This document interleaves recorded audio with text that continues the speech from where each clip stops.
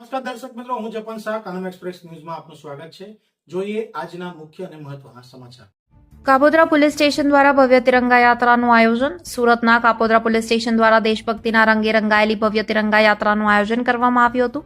આ તિરંગા યાત્રામાં સિદ્ધ કુટીર અને સાધના સ્કૂલના વિદ્યાર્થીઓ મોટી સંખ્યામાં જોડાયા હતા. પોલીસ કર્મચારીઓએ પણ વિદ્યાર્થીઓ સાથે યાત્રામાં ભાગ લઈ દેશભક્તિનો સંદેશ આપ્યો હતો. હાથમાં તિરંગો અને દેશભક્તિના ગીતો સાથે આ યાત્રા સમગ્ર કાપોદ્રા વિસ્તારમાં ફરી હતી, જેના પગલે સમગ્ર વિસ્તાર દેશભક્તિના માહોલથી ગુંજી ઉઠ્યું હતું. તિરંગા યાત્રા દરમિયાન વિદ્યાર્થીઓ અને પોલીસ કર્મચારીઓમાં ભારે ઉત્સાહ જોવા મળ્યો હતો.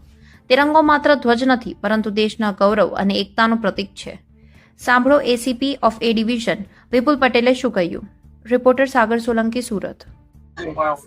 આજરોજ આગામી 15મી ઓગસ્ટના અનુસંધાને કાપોદ્રા પોલીસ સ્ટેશન દ્વારા કાપોદ્રા પોલીસ સ્ટેશન વિસ્તારમાં આવેલ સાધના કુટીર સ્કૂલ અને સિદ્ધ કુટીર સ્કૂલના વિદ્યાર્થીઓ સાથે વિસ્તારની અંદર તિરંગા યાત્રાનું આયોજન કરવામાં આવેલ છે.